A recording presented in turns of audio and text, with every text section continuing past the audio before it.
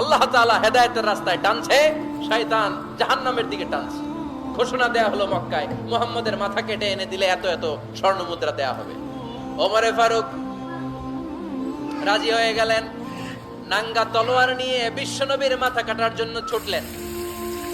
নাউজুবিল্লাহ বলবেন না? বনু জাহরা গোত্রের এক লোক বলে, আইনা ইয়া আমার, কই যাও? মুহাম্মদের মাথা কাটতে যাই।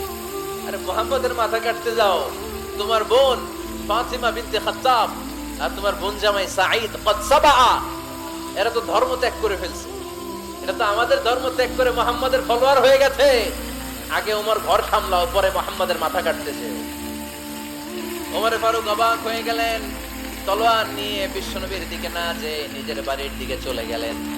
বিশ্বনবীর আপন বোন ফাতিমা বিনতে খাত্তাব, বোন জামাই সাঈদ আর খাব্বাব রাদিয়াল্লাহু তাআলা আনহু তিনজন মিলে সূরা তাহা তেলাওয়াত করছিলেন। পড়েন সুবহানাল্লাহ। মক্কায় লুকিয়ে লুকিয়ে দাওয়াত হতো। খাব্বাব রাদিয়াল্লাহু তাআলা আনহু একটা চামড়ার ফলকের মধ্যে সূরা তাহার কয়েকটা আয়াত এনে ওমরে ফারুকের বোন আর বোন জামাইকে শিক্ষা দিচ্ছে, ট্রেনিং দিচ্ছে। সুবহানাল্লাহ পড়েন। লুকিয়ে লুকিয়ে ওমরে ফারুক যখন ঘরে চলে আসলেন, এরা তটস্থ হয়ে গেল। সাইয়েদনা খাব্বাব বিছানার তলায় লুকিয়ে গেলেন।